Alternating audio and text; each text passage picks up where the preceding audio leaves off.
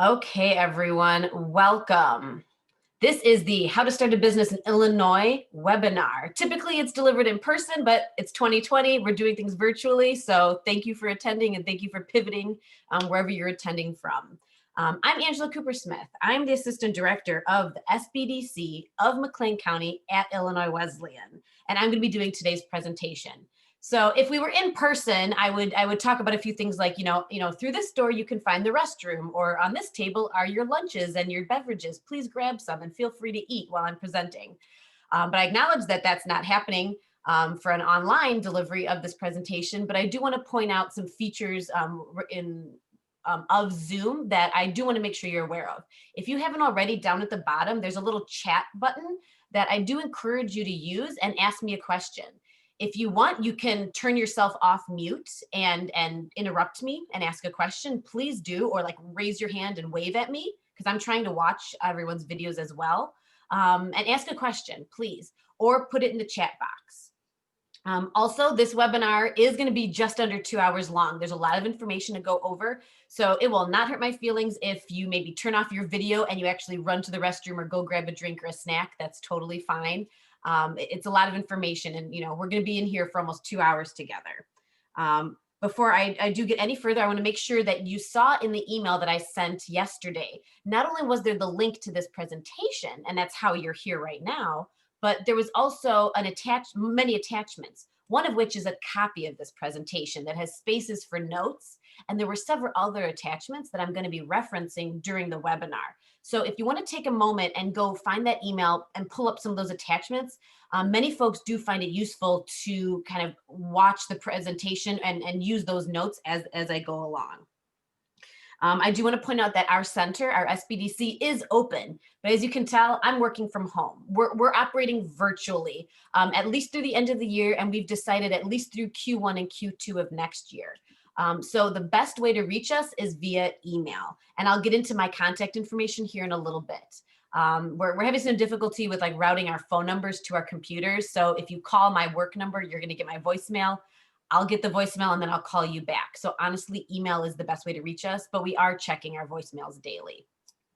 We are open Monday through Friday, 8 a.m. to 4:30 p.m. And we are taking 2 weeks off over the holidays. So the week of Christmas and the week after Christmas, our office is closed and we will return on January 4th. I'll get into any questions you have about contacting us later. So like I said, if you have questions, please raise your hand or send me a chat. Oh, Shelby, I see your response. Looks like you can see the presentation. Great. Okay, before I get any further into all of my details, I want to take a moment to recognize and thank our sponsor. Many of our webinars are sponsored by a local organization or a business, and this one was sponsored by Flanagan State Bank. And so we have Rick Collings here today. Whoops, let me try and advance my slides. We have Rick Collings today from Flanagan State Bank, and he's going to be speaking at a few points throughout the presentation because he's an expert in some of those fields. As you can imagine, working for a bank, he's going to be able to speak to the points much better and more specifically than I can. So Rick, if you'd like to say hello and introduce yourself to everyone. Thank you, Angela, and good morning, everyone. Pleasure to be here. Just a little bit about the bank. The bank is a locally owned, family-owned community bank, primarily family-owned, based in Flanagan, Illinois. We have 6 full-service branches. We have approximately 25 loan production offices, and then we have a third-party origination office that creates residential loans for smaller banks than us. We have the staffing to do that from beginning to end for small banks. We've enjoyed our relationship here with Karen and Angela, and look forward to answering any questions you may have today. Thanks, Wonderful. Angela. Thank you, Rick. And if everyone sees on the screen, Rick has happily provided his email and his phone number and their website. If you have any questions, feel free to reach out to him directly. And also Rick is here to answer questions as they come up during the presentation. So don't be afraid to ask, or you can always connect with him offline individually if you'd like, or with me and I'll get you to Rick, okay? So I'm gonna go back a slide and give you a little bit of background about myself. So like I said earlier, I'm the assistant director of our center, and I actually joined the SBDC last year. In July of 2019, I took over the assistant director role. Prior to that, I had been a project manager and marketing analyst, if you will, in the corporate marketing and project management department at Country Financial, actually here in town. So prior to that, I'd received my undergrad degree. I got a degree in business and psychology at Illinois Wesleyan. And then shortly thereafter, I never left, essentially. I got my job directly at Country Financial. I put in a little over 10 years there, and now I'm at the SBDC. I grew up in a small farming community up north on the Wisconsin border. My family didn't farm, but many of our neighbors and friends there did, and there were a handful of small business owners. Full disclaimer, I never have, and I currently don't own a small business. But small businesses have always been near and dear to my heart, and I've been close with many friends and family that have owned them.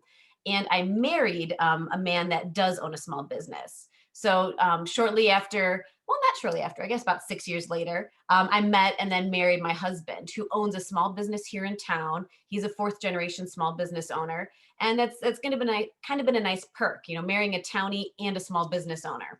And through him, I've also learned a lot as we've gone through it as a couple and as a family. I'm also getting my MBA right now at ISU here in town. So I'm a Titan for my undergrad and a Redbird for my master's. I'll be graduating in May, and I cannot wait because it's been tough, right? We're all having to pivot virtually. I had to pivot virtually for my work and for my MBA program, but it's worth it, and I'm glad I did it, but I'll also be glad when it's done. So in my role at the SBDC, as you can tell, I do webinars and presentations like this. I help coordinate them, and I deliver some of them even. Primarily, I consult with our clients, our small business owners, and I also oversee and manage our intern program. We have anywhere from 4 to 7 different interns every semester that help us market and promote our center, as well as do project work with our clients. And if you have any questions or interest in becoming a client, because these webinars we offer are open to the public, you don't have to be a client to attend and view these presentations. I'm going to get into that in a minute. So here's my contact information, as well as our website. If you'd like to learn more about our center, or maybe you already have visited it because that's how you found this webinar, you may want to consider checking out our social media. We're also on Facebook and Instagram, and that's how you can follow us and be kept up to date on any of the newest programs or incentives or opportunities that we are notified of or find out about in McLean County or that are relevant to you as a small business owner. We post them on our social media and on our website. Okay, so I have a few kind of background, if you will, things that I need to go over about SBDCs and our center before I can deliver this presentation, and then I promise we'll get started. Basically, the presentation will be divided into 2 topics. One, we'll talk about writing and the topics of a business plan, and then the 9 steps of starting a business in Illinois. But before we dig into that, we want to make sure everyone understands what an SBDC is. So full disclosure, I didn't know what an SBDC was before I applied for the job. I had to educate myself as well. And we're a really untapped resource, if you will, in communities across the entire United States. SBDCs have been in existence since 1985. And there's over 1,000 of us across the entire US, and there's 42 just in Illinois alone. Our center opened in 2017, and I'll get into that in a moment. But just for awareness, what we are is a professional small business management and technical assistance network. Not every SBDC has the same topics of expertise. All of us are a little different depending on the individuals and the team members. Some are able to assist with international trade. Others are able to assist with government contracting and whatnot. Every center is a little bit different, but at our core, we all support and assist small business owners and entrepreneurs. All right. So our SBDC specifically was opened in March of 2017 at Illinois Wesleyan. So if you're a little confused about what Illinois Wesleyan has to do with this, all SBDCs are funded through grants. We receive grant funds from the federal level, which is the SBA. So you see their logo here. That's a federal program, federal level. And then at the state level, the Illinois Department of Commerce and Economic Opportunity also provides us grant funds. And Illinois Wesleyan is our host. So they give us office space and meeting room space and provide us an opportunity to have a physical location. And that's, that's their donation. That's a lot of money to like let us have that space, if you will. That's their contribution. And we also receive matches and funds from some local levels. In this case, it's the city of Bloomington and the town of Normal. Up until last year, we also received funds from the Economic Development Council, but that commitment ended at the end of 2019. So right now it's just Bloomington and Normal. So we want everyone to understand your taxpayer dollars at the federal, state, and local level are paying to fund our very small operating budget, which is essentially, our salaries and our very small expenses throughout the year to manage our center. And so because of that structure, we provide free, no cost advising, counseling, however you want to call it, essentially support for small businesses. And some of the topics that we cover are, of course, business plan development, which is, a big part of this presentation. We can help you with marketing or marketing strategy. We can help you with financial statement analysis or like cash flow analysis and troubleshooting. We can help connect you with local business resources. That's going to be one of the things I talk about later on in the presentation. Our center in particular won't be able to assist you with international trade and or government contracting, but we can refer you to the SBDC in Peoria that does. And we have a relationship with them, as you can imagine, where if another SBDC offers a subject matter or a topic that another doesn't, we very often share clients, if you will. And we send folks that ask us those questions their way. And we also, talk and deliver a lot of these presentations and webinars on various topics that are relevant to small business owners. And those are not exclusively only for clients, they're open to the public, because that's also we can gain new clients by folks attending them, becoming interested in our services, and then they become a client. All right. And so as far as what our center has accomplished in the first 3.5 years, we just hit the 600 client mark. So we don't actively consult 600 clients at a time, but we've had over 600 clients request services from our center since we opened. We've made an impact of a little over $15 million to the economy here in McLean County through the performance of the small businesses that we consult with. And we have a very nice mix, if you want to think about the location of our clients. About half of them, a little over half of them are in Bloomington Normal directly. And it's 2/3 are in Bloomington Normal and about 1/3 are in the rural communities. And we have a very nice mix that is pretty much 50-50 of new businesses that haven't even started yet. And the other half are businesses that are currently existing, but still need a little help or have questions or want to evaluate things or maybe talk strategy. So whether you're starting a business or you're in an existing business or you're looking to sell or, transfer, a business to another business owner, if you will, to sell it and move on, we're here to help you. And we can help you depending on what stage you're in. We're kind of an all hands on deck, all categories, all phases of your business.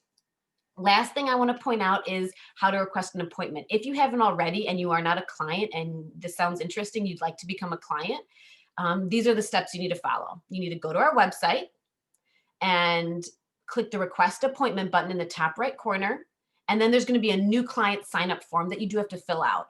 Because of our federal funding guidelines, we are required to have you become a client, if you will, and be in our system so that we can then track and attribute any time we spend with you or any of your questions.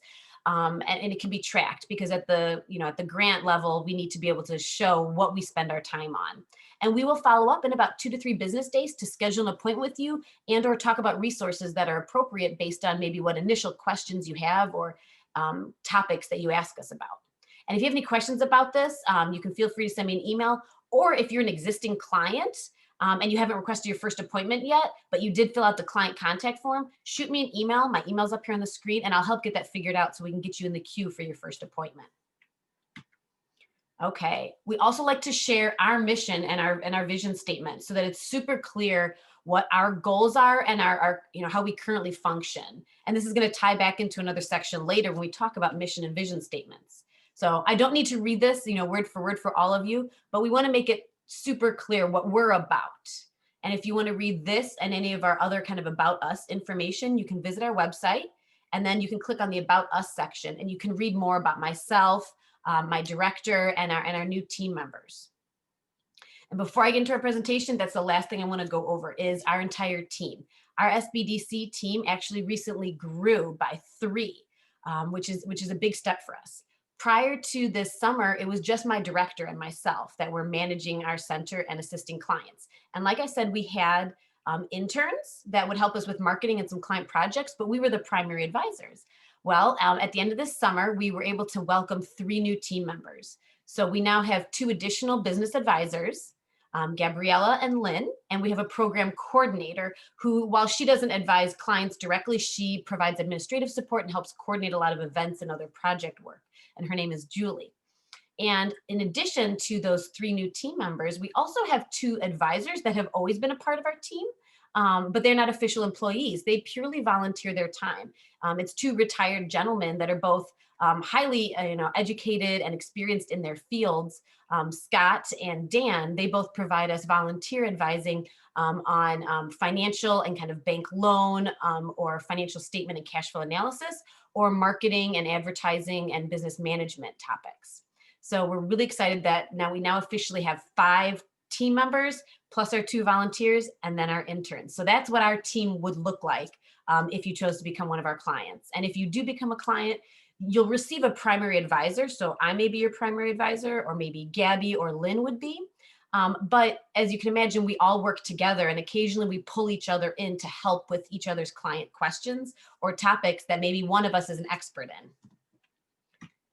Okay, so to start our presentation, I like to ask this question. Normally, if we were in the room, I would ask everyone to kind of give their definition. If anyone's feeling brave, I'd like to invite you to turn on your camera and maybe unmute yourself and tell me, what do you think about this list of entrepreneurship qualities and traits? Does anyone see something that's missing? Do you agree with this list? Do you feel like there were some surprises here? Does anyone have any thoughts on right now? Remember, this is just one definition, but this is how our center and SBDCs define entrepreneurs. Any thoughts? No? Okay, that's fine. So I really just want to get you in this critical thinking mindset of maybe being an entrepreneur, or maybe a business plan, or starting a business. Maybe there's more to it. Very often, we only know what we know through our own experiences. And so I want to help open your eyes to see there's a lot of elements that go into starting a business and being an entrepreneur.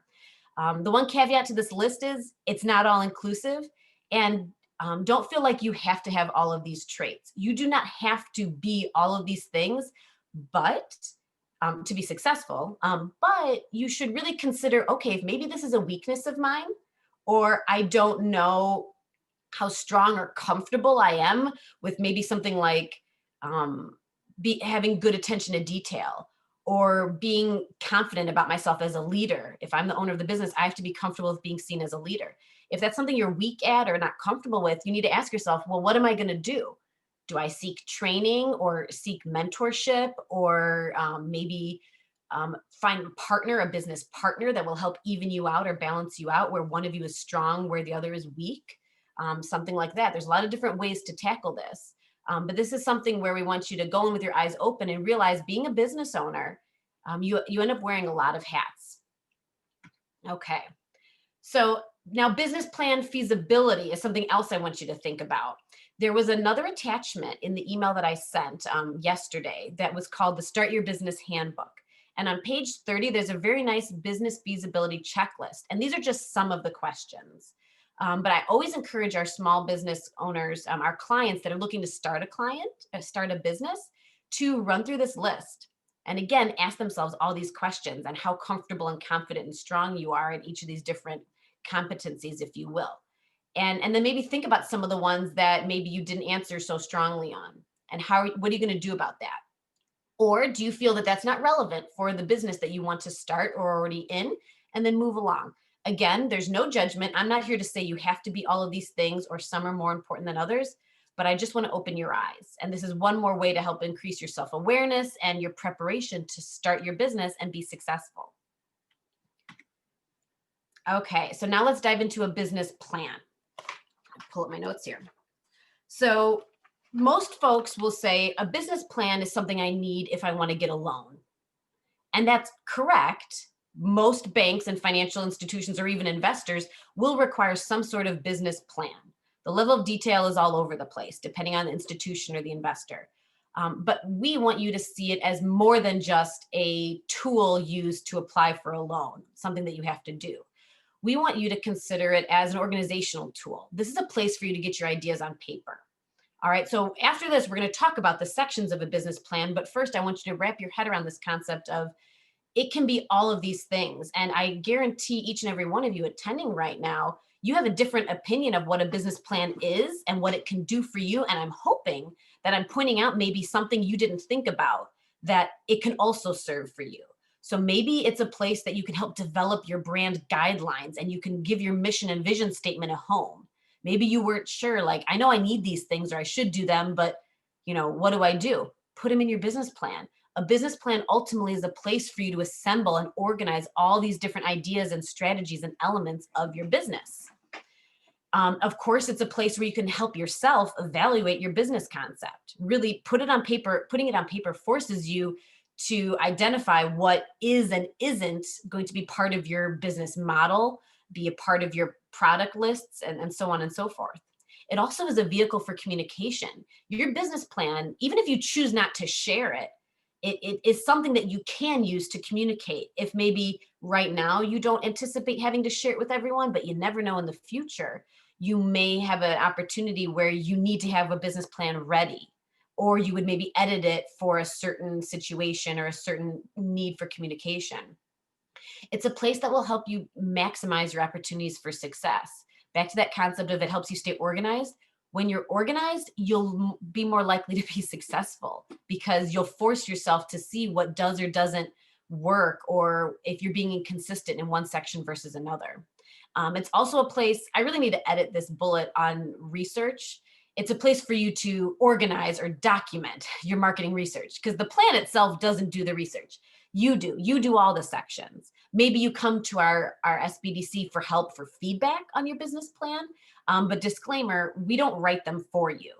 We don't give you ideas. We don't tell you what kind of business to start. We're here to help you analyze it or give you feedback on it or proofread it or help discuss maybe some weak spots, depending on your intended purpose.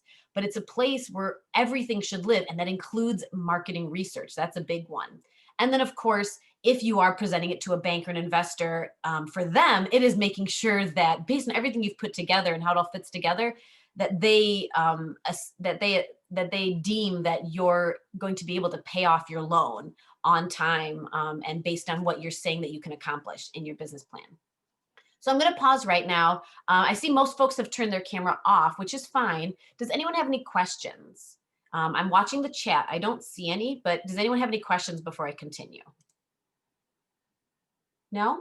Okay, I'm going to keep going. Please don't hesitate to interrupt me. Okay. Oh, Shelly, not right now. Great. Thank you for letting me know, Shelly. Sometimes I get a little nervous if everyone's camera's off. I want to make sure that I'm not going too fast. So a business plan has 9 sections. I'm going to be going over the first 8 because the last one, the appendix, is just that. It's an appendix. You decide what goes in there based on maybe the previous sections. You say, see chart 2 or see illustration 1. That's where you would put all your charts or your tables or maybe your detailed financial statements that are from the previous 8 sections. All right. Also, I want you to look at the email I sent you. There was an attachment for a business plan. It's a Word document that we deliberately give to you, and we want you to edit it. Okay. So if you go back to the email, if you want to pull that up now or later, open up the Word document that says business plan template, and you can go ahead and start editing it. The big caveat to that template I want you to know is this is the template that our SBDC and many others provide their clients. There is no one golden standard for templates for business plans because every use is a little different and every business is different. I just want you to use that as a starting place. And if there's a section that is just completely irrelevant to you, fine. Don't fill anything out there. But if you see something missing or you feel passionate about something that is missing or not addressed, you add it in yourself, okay? Because this is your business. You get to decide what's included and what's not. So the first section of a business plan is your executive summary. I'm going to give you a tip here. Skip it. If you haven't written your business plan, don't even write this because how can you summarize something that you haven't already written yet? But let's fast forward and let's assume you've written the other 7 sections and you've done your appendix, okay? Then come back to the executive summary and keep these 6 tips in mind. This needs to be polished. This needs to be proofread, okay? A million times, yes. You need to put yourself in your reader's place. If you're handing it over to a loan officer, what are he or she looking for? Versus you're sharing it with other small business owners just to share your ideas. What are they looking for? So put yourself in their mindset and what kind of words and phrases and information are they looking for? So then you need to tailor it to your audience. And you know what that means? You may have 2 or 3 versions of your business plan that are tailored for different audiences. Okay, I see some comments. Cornelius, you've already written your business plan. That's great. So this is probably a little bit of a review for you, but maybe there'll be some things that we bring up that maybe you can go back and edit, okay? But send me a message in the chat if you have a question about one of these specifically, okay? Next tip is keep it short. When we say summary, like this should be a page or less, like 5 to 7 sentences even, like if you can force yourself to be really brief. You need to provide a summary. This is not where you tell the backstory of why you started this business. That's later. This is the 30 to 60-second elevator speech in typed form. And you need to keep your language positive and strong. So, little word choices here and there don't make it sound like you're unsure of yourself or you're not confident. I'm not telling you to lie or to like fudge or stretch the truth, but and the words you choose can make a difference. So try and ask yourself, am I projecting myself confidently and with strong adjectives and descriptors of things, or strong positive emotional phrases? Again, keep it short and brief. Okay. All right. Section 2 is this is getting now into the medium details, if you will, of your business. I want to highlight these 3 sections that go in the second section: your mission and your vision. Does anyone know, if you look at this screen, what company is being depicted here? This is their vision statement, which is what they want to become, and their mission statement regarding what they currently do. And they have 6 core values that they expect all employees to adhere to. And whenever they deliver their service, they want to keep these in mind. Does anyone maybe want to go off mute or type in the chat box? This is a company that many of you might have used in the past. It's a service provider. Any guesses? I think it's maybe Southwest Airlines. Yes, Jordan, correct. Very good. So I personally have flown Southwest a few times. My mother works for United, so I have more experience with United Airlines, but I would agree to this. Does anyone have any questions about how this all ties together? And it creates a clear vision. Jordan, have you flown Southwest? Would you agree, or would you dispute these values and this vision and mission statement? I've flown them a few times, and it feels like what they do, right? So they are typically lower cost, but there aren't like the other lower cost airlines where you kind of feel like you're on a lower cost airline, right? So they do a really good job of having that great service level, and making it feel like it's, I don't know, not necessarily fun to be on the airplane, right? But I feel like they do a good job of embodying all of that. So that's a really good point, Jordan. Thank you. They understand all of their values. They don't just focus on low cost, because that could be at the expense of being friendly and having a servant's heart. They've put it in their mission statement. They are dedicated to the highest quality of customer service. They didn't even put their low costs in their mission statement or in their vision statement. It's one of their values, but it is that important to them that they have high quality customer service and this sense of warmth and friendliness that Jordan's talking about. So 2 things I want to point out here for this slide. When you're working on your mission statement and your vision statement and your values, think of these as, what do I want to be my guiding components, if you will, of my business, that when I'm making decisions, when I'm deciding how or what or when I'm going to do something or pursue an opportunity, whether it's marketing or otherwise, what do I keep coming back to? Because like as Jordan explained, he's experienced this company And this came through, these values and this vision and mission came through in his physical experience. You know, he didn't walk away with a box in his hands. He didn't buy a product. He experienced their service. But if, let's say, this is something you could package up and put in a box, you would want him to also say, yeah, that's the product I got. And the product was low cost and fun loving, and it was safe and reliable. And it was excellent customer service when I purchased this box. So that's why these are so critical. And they very often don't change. So this is something you want to put some time into thinking about of, okay, maybe, 5 to 10 years, it evolves a little bit and your business is going to evolve, but how do you want to set the foundation and set the tone for your entire company? Okay, Shelby totally agrees with these statements being about Southwest. So it sounds like she's flown with them. Great customer service, and they treat their employees really well. Yes, I do know that for a fact. My mom has some friends at Southwest, and they've confirmed that. Great employee benefits package. Awesome. Okay, so hopefully my point is proven. Section 3.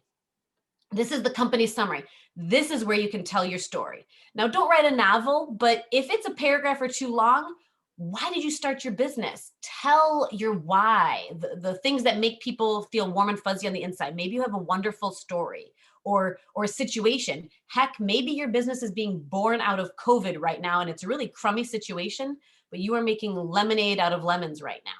If you feel comfortable, make sure you know your story. Now, don't forget your story has some kind of boring elements too.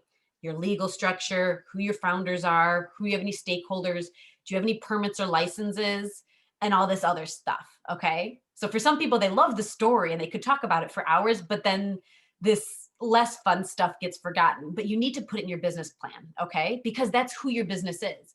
We're gonna get into talking about the different business structures and permits and licenses, but once you make those decisions and acquire them or start pursuing them, come back to this section in your business plan. You also need to talk about this second bullet, your resources and your facilities. You need to identify clearly what physical and intangible resources you need to provide your service or your product, or to manufacture or make your product. So if it's food, what you're going to be listing is very different than someone who, like Southwest Airlines, provides a service. Okay. But if you could wave a magic wand, what would exist and what do you have resource, facility, and equipment wise?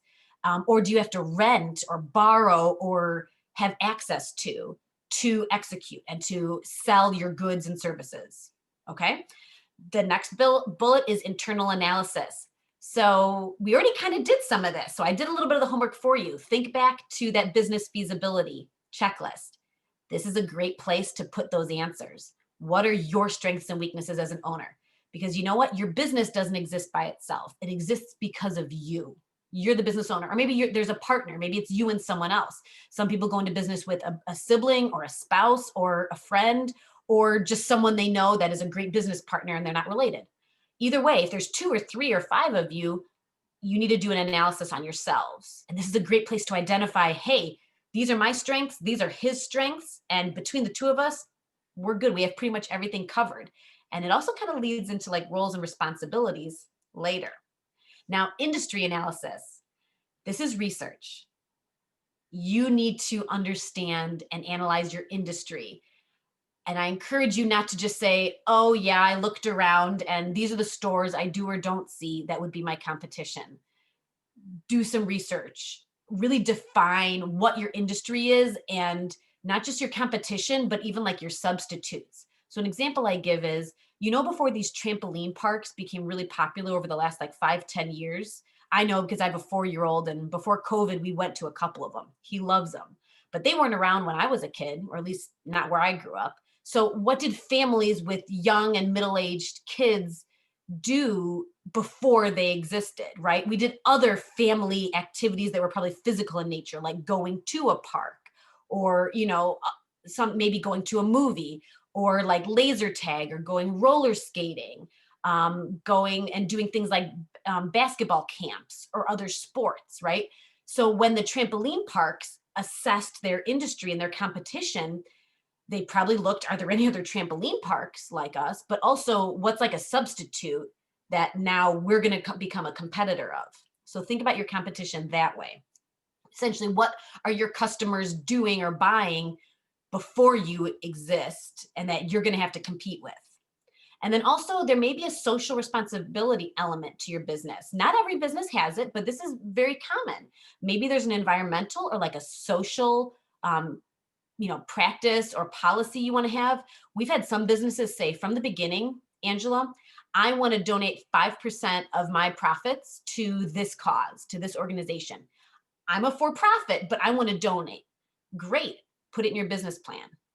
Put it in writing and commit yourself to that. And then you need to identify, if I want to donate 5% of my profits, not just revenues, but profits, how am I going to do that? And then that's going to feed into a lot of other elements. But this is a place to start and put a stake in the sand and say, are some of these things core and central to my company? Maybe it's an environmental cause. Maybe you don't test on animals, or maybe you only use organic or natural or locally sourced handmade ingredients. Or maybe you specifically serve women only, or you only serve children, something like that. You want to put that here in this section. Okay, any questions on section 3? Not yet? Okay. Section 4. This is where it starts to get a little more complex and we're starting to get into marketing. But I highly encourage you to do these sections in order because they do build on each other a little bit. So in section 4, now you want to think about what is my product or service? And there's 2 ways you want to think about it. I'll talk about this Popeye cartoon here in a moment, and it proves a point, I promise. The 2 ways you want to think about your products and services are, what are my features and what are my benefits? Now, don't get into the weeds of how you market them, but just identify facts like black and white, my product or service is, and then your list of features, and my product or service provides these benefits, and then that list. So for features, there's 4 things you want to think about. What's the style? So that's like the form, the shape, the function. I'm sitting here drinking water out of a reusable water, container. So it is, what color, what shape, what texture. It's plastic, it's clear, it's about, 10 inches tall. I'm not a very good judge. Those are the basics. Now, what's the function of your product or service? What does it help the customer do? Does it perform a task? So this functions to help me drink water. It keeps me hydrated. Now, don't get into the benefits just yet, but think about what it functions. So now products, that's easy to do, but for a service, your service provides a function as well. So ask yourself, what does my product or service do for the customer or help my customer do? Then think about the experience. That's the intangible elements that when a customer interacts with your product or receives your service, what is the experience? Okay, so for this, it's, what is my experience like? I hold it in my hand. Maybe it's very comfortable. Maybe it's ergonomic in my hand. Maybe it is a pleasant, soothing experience when I drink from this cup. Okay, I'm embellishing a little bit. And then the last thing is the quality. Now, you want to be very clear with yourself about this. And I am not judging anyone's product or services, but like, to give an example, are you a Walmart store, like a retail, or a product that is super low cost and it's maybe not the fanciest or the highest quality materials, but it's very affordable? Or are you a Nordstrom and it's luxurious, it's expensive, it's exclusive, it's high cost, high quality, high customer service, or somewhere in between? You want to be super clear where you land, or I should be more specific, where your product or services land on that continuum. And you may have a couple of product or services higher on the continuum and a couple of product or services lower on the continuum. That's very common as well. And the way you identify and describe the features right now will feed into your marketing later. Okay. Let's see. Cornelius, I see your comment. You say a center. I'm not sure what you mean by that comment. Are you saying that that's maybe where you land on the quality spectrum? If you can maybe chat a little more. Okay, great. So great. If you're a center, then you have to decide, how do you talk about your product or service? Because you're on the center of that spectrum in regards to quality. And we'll talk about that in the marketing section. Now you want to move on to benefits. What are the benefits of your product or service? And look at the first thing on the list, cost. That comes up again. And that needs to correspond and jive with quality. If you're saying you have extremely high quality, luxurious, exclusive, and then you say cost that's really low, and people they're going to do a second look and be like, that's not possible.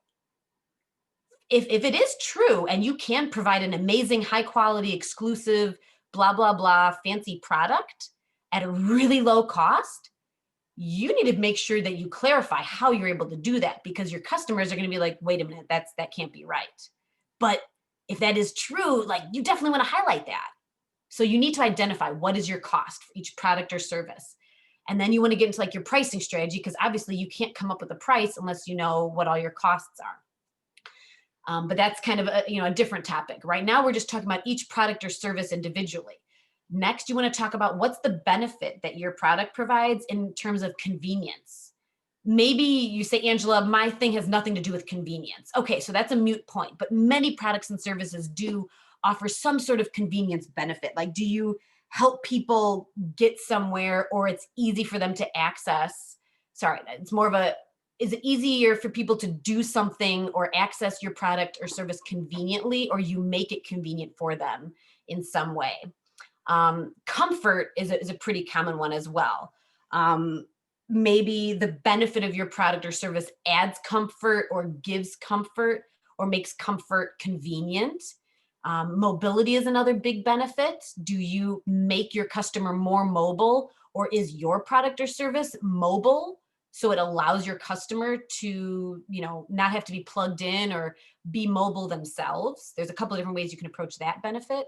And then another big benefit is health and wellness. So you could loosely kind of say for this, this drink vessel, when you use our vessel, you are on your way to staying hydrated and being a healthier version of yourself. Now, don't imply that I'm going to lose weight or something by buying your cup, because that's a stretch. But you can kind of dance around that benefit of you will stay hydrated and drink more water by buying this, $7 cup.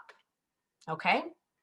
And maybe there's a social responsibility element of, and it's reusable. And so you're not wasting one-use water bottles. You're, washing this and doing good for the environment. Now, there may be some features or benefits that you're thinking about for your product or service that aren't on these lists. Great. Put them in your plan. These are just some of the main ones. Okay. The last thing I want to talk about is this illustration. What you're going to do with these features and benefits then is to feed into your marketing strategy, which is going to come up next. What you want to do is use these features and benefits to sell your results of your product or service. So this is an ad, let's say, for the spinach company, for their spinach. I know Popeye is old and he's not hip and cool anymore. This is from like the 60s and 70s, right? But the point is, because he is an influencer, let's say, Popeye is popular, and everyone wants to be like him. He is the ideal image that the spinach companies have identified as their target customer. They're saying, buy our spinach or eat our spinach and you'll be like Popeye, strong and attractive. Okay. They're not saying our spinach is full of these vitamins and it's made this way. They're realizing that their product or service itself is not as exciting as the result or the benefit that it provides. And so they've clearly, we're assuming that they created this ad. We're kind of making up this scenario, but you can follow that same process. Pull what you have in these features and benefits and decide, what can I use then to market my product or service instead of just the product or service itself. Okay. All right. Now I do sections 5 and 6 together because they tie back and forth so much. The first 2 bullets about examining your general market and your customer analysis, that is section 5. That is you having to analyze your market. Okay. And then the third bullet is section 6. You need to develop your marketing strategy by combining section 4 on the previous slide and section 5 at the top of this slide. So I advise you, don't jump to your marketing strategy. Hold off. Do section 4 and 5 first. Do the homework. And then you'll have a lot of your answers of, okay, this is what I'm going to do for this P, because as you see, there's 7 Ps in the marketing strategy. Okay. So for section 5, you need to examine your general market. And that is, what market do you plan to serve? What are the trends? What are the characteristics? Maybe your market is Bloomington Normal.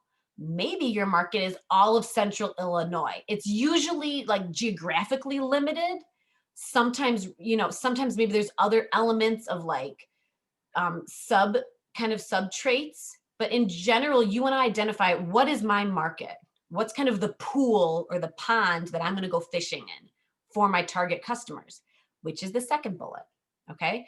But back to your general market, what are the opportunities or maybe sources of change that are stirring right now in your market?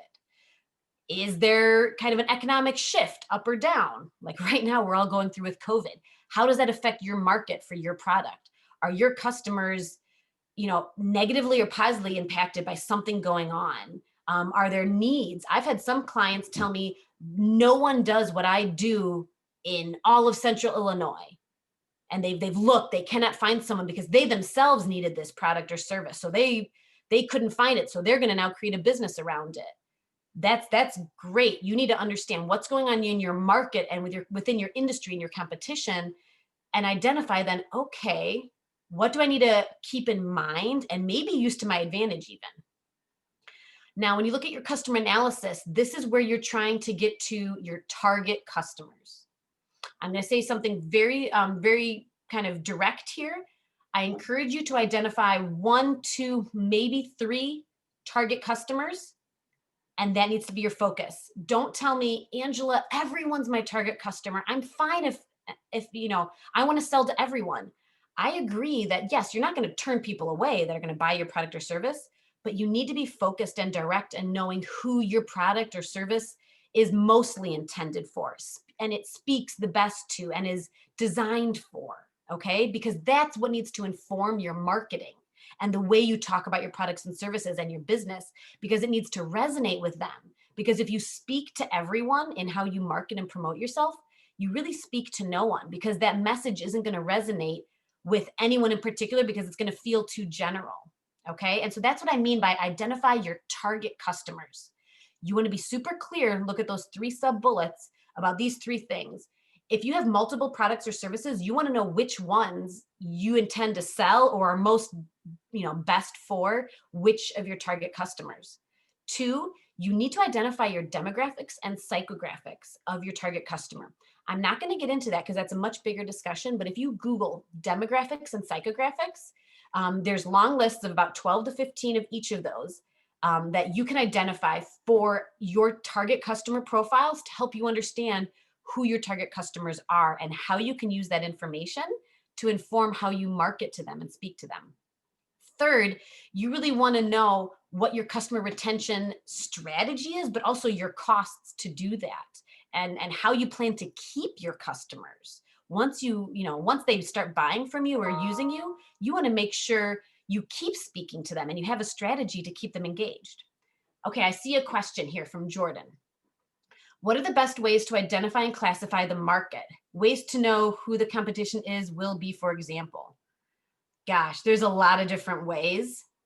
But like I shared, Jordan, very often it's like, geographically based, maybe by like radius, but maybe it's a business or product that people have to drive to. So you're kind of limited by what people are willing to drive. That's something that, is a whole nother topic. As far as it really depends on your business, because it depends on if your customers have to travel or not, or if you have a website or not, how you give them access to your product or service. Ways to know who the competition is will be, for example, again, that's something you can Google and you can like kind of do industry research on, if you will, and kind of ask. You can ask your friends and family, you can ask your ideal potential customers, hey, what other businesses or products do you consider when you buy this product? Like what vies for your attention?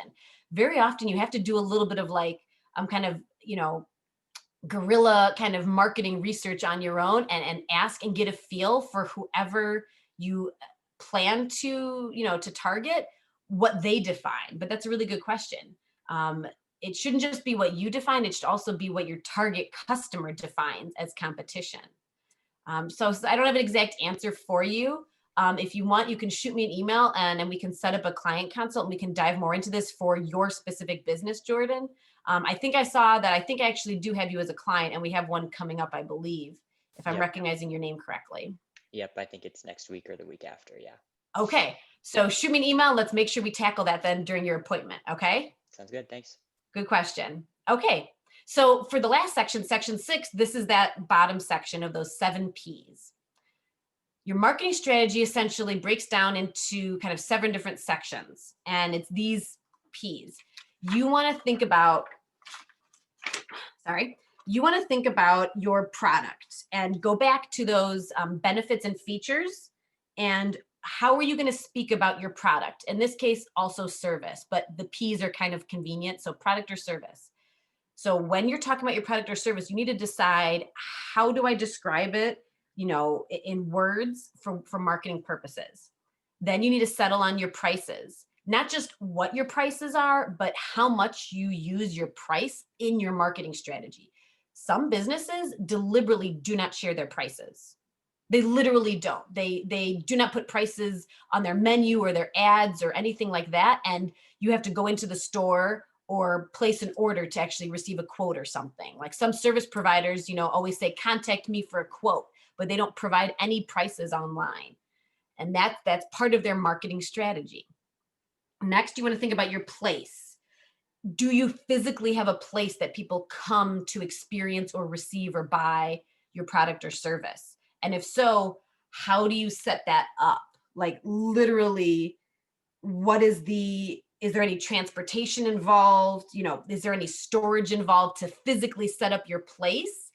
But also then what does it look like from a marketing perspective, are the colors, the walls, the decorations, the layout of the store? Think of restaurants. I mean, their primary mechanism is the physical restaurant itself and how it's decorated, versus an online retail website. Their place is their website. Okay. Next is promotion. That's traditional, marketing, and that's advertising. That's you communicating out into the world about your business and your products and services. How do you speak to your target market? What channels do you choose to market yourself on? Do you choose to do radio ads? Do you choose to do social media? Do you choose to have emails that people can subscribe to? Do you choose to do events out in the community? Well, we're not having a lot of those right now, but at some point, maybe again. Those are all your promotion channels, okay?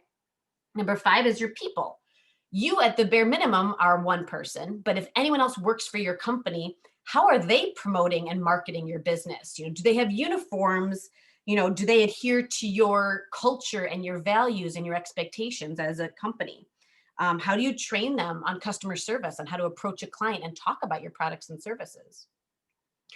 6 is physical evidence. This is, think about like anytime someone interacts with your product or service, if they get something, if they literally walk away with something in their hands, maybe it's a receipt, maybe it's the packaging that your product comes in. That's really big. Packaging, labeling. Maybe if you ship, the way the shipping is assembled. Do you have flyers or brochures or pamphlets about your business and or products? When you sell something, do you always give them a little insert about other products and services? Do you, essentially anything that someone physically can touch or see or have, in addition to your product or service itself, that's marketing. And then processes and procedures. This very often is not seen by the customers, but it's behind the scenes that you need to identify. So the whole process of how does someone buy my product or service? You need to think of, how do you accept payments? Do you have a point of sale system? And then how do you process those payments? When someone has questions, what does their question process look like? Do they have a phone number they call? Do they have to send you an email? How do they learn about you and your business? Or if it's a multi-step service or product, how are they guided and moved along those multiple steps? That's a process. And you need to set up procedures behind the scenes that convey and are consistent with your values, and your mission and your vision and your core elements of your business to make sure they experience your product or service the way you want them to. And that's marketing as well, even though it's more indirect. All right, any questions? No? Okay. All right, so section 7, we're almost done with the business plan. In this section, some folks may skip it because they're like, well, I'm the only business owner. Okay, great. I'm fine with that. But I want you to know about this section, and I want you to think ahead and maybe dream in the future of, well, if and when I hire other people, but you may need to be thinking about it right now. This is where you need to think about your resources, your human, physical, and financial resources that support and are needed for your team members. Okay. You need to think about things like, if and when I hire my first employee, or I already know I'm going to have an employee from day one, what are their roles? Literally, what is their job? So what are the roles that they're going to have? And what are your roles? You want to be clear on what they do versus what you do. Is there any overlap or not? What's your recruiting process or your interview process and your selection process going to look like? Do you want to do drug testing? Are you going to do like reference checks? Are you going to do background checks? Are you going to recruit through like word of mouth? Or maybe do you post on certain websites? Do you even have an interview, or do you just expect people to send you a resume and then you look at it and you decide that's your selection criteria? I'm not judging. You do what you want, but I want you to think about it, because those are decisions and tasks that are not going to be something that are going to be easily figured out on the fly. So maybe spend some time thinking about it now. And you are more than welcome in this section to just say ideas for when. That's fine. But you want to think through some of them now. You want to think about if you have some sort of management team versus like individual contributors. Maybe you have like a store manager or a shop manager versus like a salesperson. Do they have different responsibilities maybe? You would also want to identify your culture. Like, what are the cultural elements of how your people and your team interact with each other that's important and crucial for you to make sure that you hire the people that you want to represent your company. That may even be part of your selection criteria, saying you need to be this type of person, or have this type of skill, or have this type of customer service, mentality. Also, do you have any professional services that are crucial that you would need to outsource to? Like, do you hire an accountant to help you with your bookkeeping, or any other organization, maybe from a legal or like HR perspective, to help you with managing your employee, your human assets? And then also performance standards. Now, I know, you're saying, oh, Angela, this is not a big company. This is not a 1,000 employee company that has to do performance evaluations every quarter, every year. I'm not saying go to that extreme, but ask yourself, are there black and white rules, standards that you're going to expect your employees to adhere to? Is it something as simple as you must wear the uniform, or you must be on time? Whoops, did someone have a question? Nope. Okay. So it can be really that simple, or it can be complex where they are expected to, seek development of the skill sets, on their own, and you'll pay them, for personal development up to, 2 days a year or something like that. There's a whole range of expectations and standards you can have that you may want to think about now that will really help you set the tone as you grow your team. Okay, we're almost done here in the home stretch. So section 8, this is a big one. We're going to talk about a couple different things here. And I'm going to invite Rick to also chime in. But to set the stage, I really want you to think about it with 3 components. For your business plan, when you're working on the financial plan section, even if you aren't approaching a bank or an investor for a loan, you still want to identify these 3 things. How much money do you need? What do you need it for? And I would challenge, even if it's your money and you're not paying anyone back, or you are paying someone back, you can identify then maybe if it's your own money, well, how and when am I going to start paying myself and start taking a salary if you're not taking a salary initially? So this section, it's going to be very different from everyone, depending on what your needs are, but it really boils down to these 3 things. I want you to be super clear and honest with yourself. How much money do I need? And you need to really get into the details, not just because I need to buy this one piece of equipment and that's it. No, you need to think about all the things, all the hidden expenses, and we're going to get into that.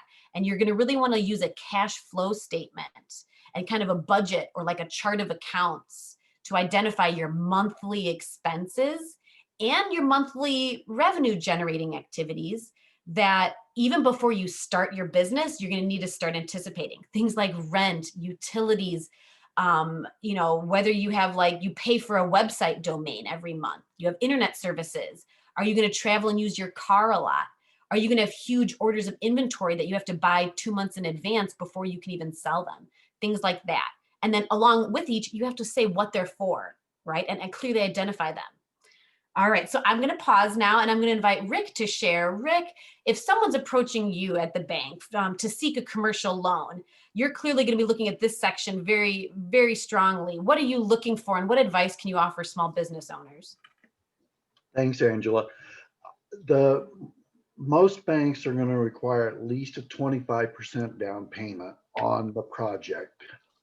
The project is identified as not only your hard cost of desk,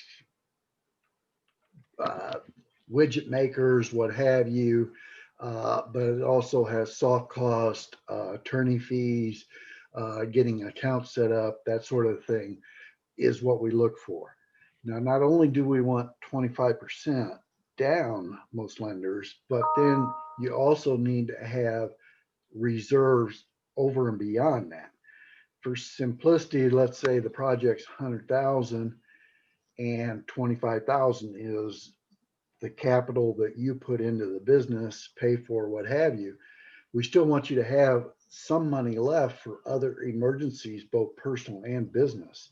So lots of times, you're looking at a very large amount of money that you need to have saved up to get going, or you need family members' helps or what have you that Angela will go over and explain in some more detail here. So, I'm looking at what the project is, how much it's going to cost, how the money's going to be spent, and as she said, the last circle there, how's it going to get paid back? As lenders, we take collateral for loans, but it's rare that the collateral is sufficient to pay off the loan. So collateral is looked at, but it's worth more to you than it is to the bank. So keep that in mind. Okay, Oh, sorry, go ahead. I'm just turning it back to you. Okay. And so, Rick could go on for hours about all the minutiae and the details, but, we're keeping it brief. So really anyone, if you have a question for Rick, specific to loans or what banks are looking for, feel free to put in the chat here and we can address it quickly. And we can always have you follow up with Rick individually one-on-one. And as he shared earlier, many banks, including, Flanagan State Bank and Rick in particular, genuinely want to help small business owners understand. They don't want to take on a loan, a debt. They're not going to give you a debt that they don't think you can pay back, but they want to help you make sure you can represent yourself so that you can illustrate that you can pay it back. And sometimes that's a little educational moment where they have to help you understand what you need to provide. Would that be accurate, Rick? Yes, thank you. And that was something else I wanted to point out I had neglected to. I try to put the customer in my chair, explain what I need, why I need it, and how it not only benefits the bank to have this information, but you. And then, as Angela's pointing out, the business plan is a work in progress. You keep going back to it to see where you are in it, what changes you may need to make to your business to get you back on path of your business plan. Or sometimes you have to change your business plan because the direction of your business went down a different street. So now you've got to, hey, this is working. Let's emphasize this part and then redo your business plan to reflect those changes. Yes, thank you. So hopefully everyone finds that a little helpful or reassuring in the sense that, Rick and his fellow bankers are not sitting behind their desks judging you. They genuinely want to help you and work with you because, they need you to keep their banks going. They need to be providing loans and they want to make it work for everyone. So the other thing we want to point out, and Rick knows we do this, Banks are not the only source of financing for you as a small business. There's a whole bunch of other options. So we want to make sure you're aware. Okay. This is a quick list. But on the personal side of things, maybe you have some savings. Some people go the home equity loan route and they get a small home equity loan if they own their home. Some small businesses use a credit card. It's very reasonable. If you want to use a credit card for like $3,000, $4,000, if you can get approved and you reasonably are confident that you can start paying that back and not accrue, too many fees, and that interest, because credit cards do have high fees. We've seen some clients do that successfully because they just need a couple $1,000s to get started, but they know they have a quick turnaround and they'll receive that cash within the first month or two once they start selling. If you can make that work, that's an option. Bootstrapping is not everyone's favorite term, where it's literally you just need to save and maybe set money aside for a year or two and live a little frugally, and then you've built up your savings. And maybe between savings and a small home equity loan or another option, you've got what you need. Of course, there's loans through through commercial banks, but there's also loans through the SBA. If you ever want to talk to a bank about an SBA loan, they're all very familiar with it. And any bank that does partner with the SBA to offer their special loans, they'll let you know and tell you. If not, they'll say, nope, we don't offer that. And they likely can refer you to a bank that does. If you want to know a list of local banks in McLean County that do offer SBA loans, we have a nice resource list at our center, and you just have to become a client, and I can give that to you at your first appointment. Private investors are an option. But I want to say this clearly. At this moment, our center doesn't have a list of private investors. Some SBDCs do, just no one has identified themselves to us right now. We keep putting feelers out into the community. I promise you, if you're a client, once I have an investor that has said, Angela, I want to be known to your clients, I'm emailing all of our clients. I promise you. Just hasn't happened yet, but that is an option. And you may find someone through your network that is, more private. There are grants. That is a thing that exists. Grants do exist. But I'm also going to be very clear on this. Our center does not try and keep track of the grants that exist or don't, or are open or not, because that would be a never ending task. I will say with the recent, situation with COVID, we are keeping abreast of all federal and state and even local programs, whether they are grants or loans. And we are posting them on the COVID resources page of our website. That's kind of a special subset that we are being kept in the loop on. But in general, any other grants that are not specific to COVID, we're not tracking those because that's an impossible task. Crowdfunding is also an option. Some small businesses have had real success with programs like it's Kickstarter or Indiegogo or GoFundMe. Those are great options sometimes. I just encourage you to make sure you understand the terms and the timeframes and the requirements, because very often, like if you offer like prizes or gifts or, some of your products, even for certain dollar amounts that people will donate to you, you have to make sure you can follow through on that and whatever the timeline is. Okay. So make sure you understand all of those terms.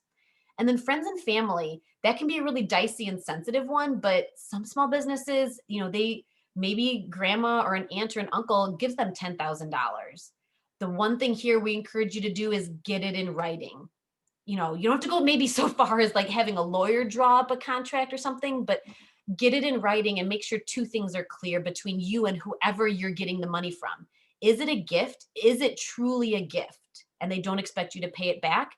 Make sure you have that in writing and you both understand your tax implications, because there are tax implications if you get a gift. Or if they expect you to pay it back, okay, how and when, and what's the interest? Is it zero interest? Is it 5% interest? Is it just pay the amount back next year regardless, or only when you start making money? What are the terms? Make sure you're super clear, because we really don't want to see you and a friend or family member burn any bridges because someone thought it was one thing and the other person thought it was another. And now I want to point out the two checks here at the bottom. Specific to McLean County. The EDC of McLean County has a microloan program. I haven't updated this item on the slide, but last month, the program was converted from a general microloan program to a COVID assistance program as a loan much earlier this year. I believe it was back in May. And then last month I believe it was early November, maybe it was even end of October. I'd have to go look. They amended it, if you will, to make it forgivable. The loan will be forgivable if you spend the funds on 3 special categories of expenses. So I don't want to get into all the details now, but it's a very, realistic opportunity and accessible options for small business owners in McLean County. If you check out their website, it's right here and it's on the resources tab. And they have 2 options and they talk about their interest terms and the fact that it can be forgiven, meaning you don't have to pay it back if you spend money on their 3 categories. And also what their requirements are to apply for it. And then also the West Bloomington Revitalization Project has a microloan program that is still open right now. And this is their website. The one caveat to that is you have to be located, your business has to be located in West Bloomington as they define it on a map. So they have a map on their page, on their website, and you can see if maybe you qualify based on your physical location. And it's for smaller dollar amounts. I believe it's under $1,200. So truly a very small microloan. All right, the last section, the item I want to talk about in the financial section are these 3 statements: the cash flow, the income statement or the P&L, and a balance sheet. I'm not going to get into all of them, but I want you to be familiar with these names and phrases and really start diving into the cash flow statement as you're starting your business now. Think of that as like a budget, if you will, like a monthly budget of your cash flowing in and out of your business. And it can help you wrap your head around those 3 sections we talked about earlier. How much, for what, and how you're going to pay it back, because it should identify all the flows of cash in and out of your business. And all 3 of them were attachments on the email I sent to you yesterday. They should all be Excel spreadsheets. Okay. Any questions before I dive into the second half of our presentation? Okay, so these are the 9 steps that we're going to talk about in starting your business. Big disclaimer, they're not every single thing you need to do, but they're the big ones and they will definitely get you started. But there's a lot of mini decisions and variations along the way depending on your business, okay? So the first thing you want to do is you want to choose your business structure. Usually very often, along with picking a name, this and step 2 of choosing your business name are the first 2 things you think about. There's a great table out on sba.gov. I have the website right here that shows you the pros and cons of all the different structures. And there's different costs. And there's different kind of tax implications and like legal implications, depending on which structure you choose. The one thing I want you to know is, as a small business owner in Illinois, if you don't choose any of the other structures, by default, you will be considered a sole proprietor, okay? Otherwise, you need to select one of the other options and process the paperwork. And I'm gonna get into that in a few later steps of where you need to file depending on what structure you want to be. I'll get into that next, but you need to start thinking about that from the beginning, okay? Step 2 is choosing your name. And I want to point out that it's not as simple as just picking your name. There's kind of 4 sub implications that you see the little graphic down at the bottom that I want you to consider when you're choosing your name. But first, you also want to make sure whatever name you pick, it addresses these 4 bullets. Make sure that you're thinking about your competition. What does your competition call themselves, or what do they have in their title and their name? Do you want to make sure you're different from them, or do you kind of want to play off of their recognition and maybe something similar? Or is that the expectation in your industry that you have like a certain style of name, or that you identify yourself? Make sure you're thinking about the future, that you don't name yourself something that would kind of pigeonhole you into a corner now. That in the future, if you wanted to grow or expand your services or products, you would have to change your name. So for example, what if I wanted to open Angela's Hair Salon and I wanted to mainly focus on styling and cutting and dyeing and treating hair, maybe even women's hair, Angela's Women's Salon, just something super specific. But what if I thought, and I had in the back of my mind, maybe I do want to also incorporate like a nail technician or like someone to do makeup, or even maybe massages. Now, having the word hair salon in my business name and all of my signage and my marketing, it may not be super clear to everyone that I'm more of a full service massage once I get there. Maybe in 3 years, that's when I start bringing on new team members offering these extra services. So I've kind of stuck myself with putting hair salon in the name. So I want to leave room for growth. You also want to see if it's been trademarked. So this is another big step that we encourage you to do, is to check the trademark database. And I have a link in one of the other attachments I sent you in the email One of the attachments says, starting a business steps, and it's got 9 steps. They're literally numbered 1 through 9. On step 2, I include the link to the trademark database that at the national level, you can check to see if a business name has also been trademarked. So I want you to understand, look at this little graphic down below. Just because you filed your entity name and you've registered your business, which we're going to talk about next, does not mean you have the second thing, which is a trademark name. That is separate. That's something you have to pay for separately. So there are a lot of businesses that exist right now that are an LLC or a partnership or a sole proprietor, but they don't own their trademark. And for all they know, another business can open up tomorrow or already opened up 2 years ago and trademark that name. And then they can sue you if you're using their trademark. All the big companies do this, right? Like you wouldn't dream of naming your business Nike, right? Or McDonald's, because they have those names trademarked and any of that phrasing trademarked. And that you would be infringing on their trademarks. The same thing goes for small businesses. Excuse me. And especially if you have something clever or unique that you really would never want to have to change, it's very likely going to be worth it that you spend a couple $100s on the trademark. I believe it's a little over $200 per trademark. You also need to know that just because you have a trademark or an entity, filed and named, that's not the same as your domain name, your website. Just because I own angelashairsalon.com means nothing as far as registering my business or trademarking Angela's Hair Salon. They're all separate. Okay? They're all separate processes and costs. Okay. Okay, Cornelius, I have my entity name and expect a trademark, and you're happy we're discussing this. So am I reassuring you that they are all separate and they're worth it for different reasons? Hopefully that's ringing a bell. Okay, step 3. Yes, great. Glad we're reaffirming what you know, Cornelius. So registering with the state, city, or town. This is going to correspond back to step 1. You're going to do one of these 2 things. So if you are a sole proprietor, you're going to file at the county level with McLean County, if you're here in McLean County. Or if you are an S Corp or an LLC, you file at the state level. Okay, so it's one of those 2. That first bullet, it's either the county or the state. Okay. And if you look at that list I sent you, that attachment on step 3, it has the links to both of their websites, to McLean County's website versus the state website to register your business. Now, there's a second step that we encourage you to do. It's based on the town or the city that you belong to, that you are physically located in. You should also see if they want you to register your business. So for example, the city of Bloomington right now is not requiring registration. They've suspended it. That's their term. The town of Normal does request that you register your business, but they don't charge you a fee. Very often they don't charge you a fee. Most cities and towns don't. Some do. And you know what? It's to your benefit to identify yourself to the town or city as well, because very often they want to promote you as a small business. So maybe they may feature you on their website or some section that talks about our local businesses. Now, we haven't done the steps of talking to all the 20 some plus small communities in the rural area around Bloomington Normal. And I do apologize if any of you live and work in one of those small communities.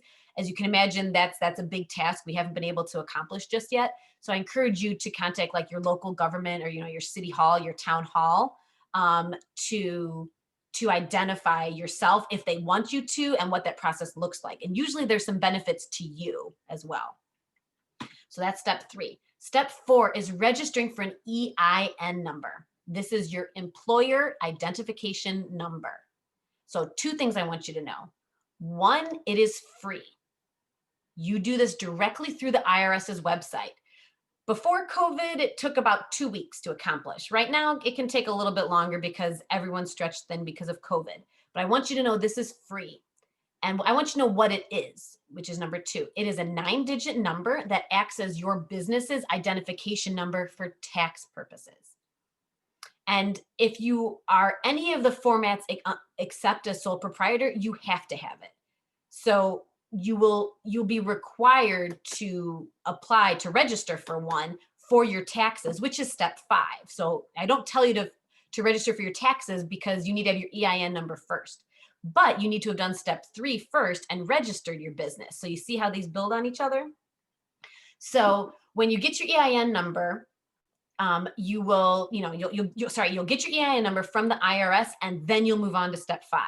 Now, as a sole proprietor, you are not required to have it. You can use your social security number if you want. You don't have to. You can still get an EIN, and we actually encourage it because you want your social security number on as few things as possible. It's just less chance for fraud and identity theft. But just be aware you could use a social security number. And I also want you to know that when you open a business bank account or you apply for a business license, you also are going to need your EIN number, or if you don't have one and you're a sole proprietor, you'll have to be ready to supply your social security number. So those are the 3 times you're going to need your EIN number: for your taxes, for any business licenses, and to open business bank accounts. And here at the bottom is the form you're going to fill out to apply for it. So again, I want to stress, this is an IRS issued number. If any other business or third-party vendor approaches you, we've had this happen to a client, and say, hey, for $200, we'll get you your EIN number in like 2 days or tomorrow.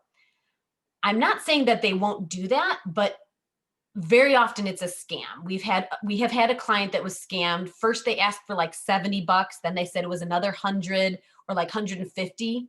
And they kept her going, I think, for like a 3rd round. And she finally said, wait a minute. And we couldn't make heads or tail if they were legitimate business or not. But I want you to know that you can go straight to the IRS website and apply for this for free. You just have to wait a few weeks, okay? If you have any questions about this or are concerned, I can help you, kind of navigate it, and make sure you go to this SS4 form on the IRS's website. This is their direct link right here.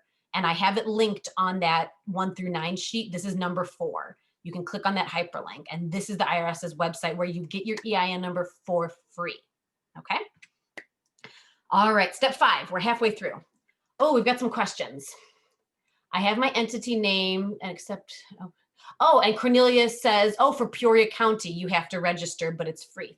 Thank you for sharing that, Cornelius. Yes. Every county and every town is a little bit different. So as you can imagine, we just encourage you to know, you reach out to your local town or county. Okay, step 5, registering for business taxes. As you can see, you need to do the first 4 steps first, and then step 5 is no fun, but you need to register for taxes. So my big disclaimer is, me and my team, we are not licensed accountants or attorneys. So this is advice, but I'm not giving you official accounting advice or legal advice. You will need to follow up with an accountant and or licensed CPA and or attorney if you have specific tax or legal questions. As you can imagine, we have to be very careful, and we're giving you advice. We're telling you about these steps, but we're not giving you detailed, specific instructions, okay? The form that you're looking for if you look at the second bullet, is the Reg 1 form on the mytax.illinois.gov website. And that's where you need to register and identify yourself and basically say, hey, I'm here, I'm ready to pay taxes, okay? And these are the types of taxes you need to be ready to pay for. Income tax, self-employment tax, sales tax, there's maybe even an excise tax, and there's a few others that depends on your business or a few other variables. Another thing that I want to point out to you is we do occasional webinars. Well, there used to be seminars, now they're webinars, and we have another one coming up in January. I haven't put it on the website yet, but it's coming out in a few days, about taxes for small businesses, where we do have a licensed CPA come and speak for 2 hours about exactly this. Not just the registering process, but the ins and outs of all the different taxes you need to be prepared for, how to navigate them, kind of account for them in your bookkeeping, plan for them, budget for them. And here's the big thing, and this is one piece of advice that we do regularly issue. You need to be prepared as a business owner to pay 30 to 35% of your revenues in taxes. It can be that high.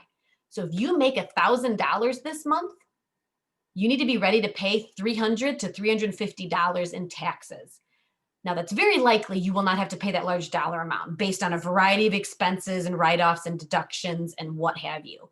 But that is a starting point. And that is honestly what many of the CPAs and accountants that we have worked with, they issue that advice as well. They tell their clients to start at that really high number and work backwards from there. And really make sure that you are prepared every quarter to be able to pay your taxes, because here's the second thing we like to offer. When you are a small business, after your first year of business, you pay taxes, the next year. So like, let's say you started your business last month in November. You're going to have about a month and a half, 2 months worth of 2020 taxes to pay in April of next year. But once you pay that first partial year or full year, thereafter, you are going to be expected to pay your business taxes quarterly, not annually, like individuals. Like my husband and I, we pay our taxes on April 15th, or maybe the 14th every year, right on the nose. No, you have to pay them quarterly, and it's an estimated tax. You have to estimate based on how your business did that quarter, and you need to prepay your taxes. And then at April, then you kind of, you catch up, if you will, and you reconcile what you actually owed, and you pay the difference, or you get a refund. The state wants your tax money quarterly. They're not going to wait annually after your first year in business. And so I don't want to get too much more into those details, because again, like, that is all the information I do have. I'm not a licensed CPA or accountant.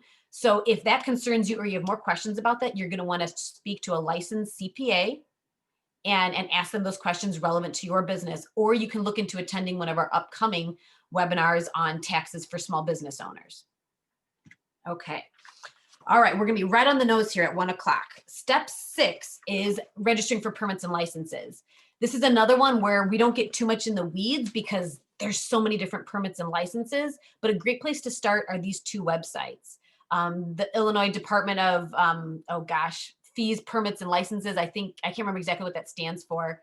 But essentially, this is a list across all the industries and different types of businesses of permits and licenses that you may need. Also, if you have anything involving food, you need to go to the McLean County Health Department's website and, visit their food information page. Anything food or food prep related, right? That's consumed. Also, you can check out the SBA.gov. They have a nice list of different licenses and permits you may need to be aware of.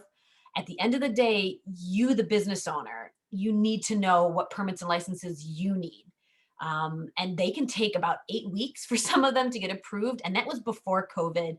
We're hearing things all over the board right now as far as taking longer than 8 weeks. Some departments are processing permits and licenses just as fast. Others, or maybe like the local town or county, maybe they're taking twice as long because their resources are stretched thin.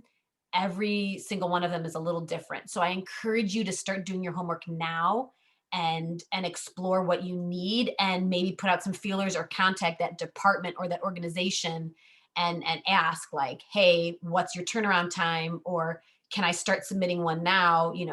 And start to get an idea if you're trying to get your business launched sooner rather than later.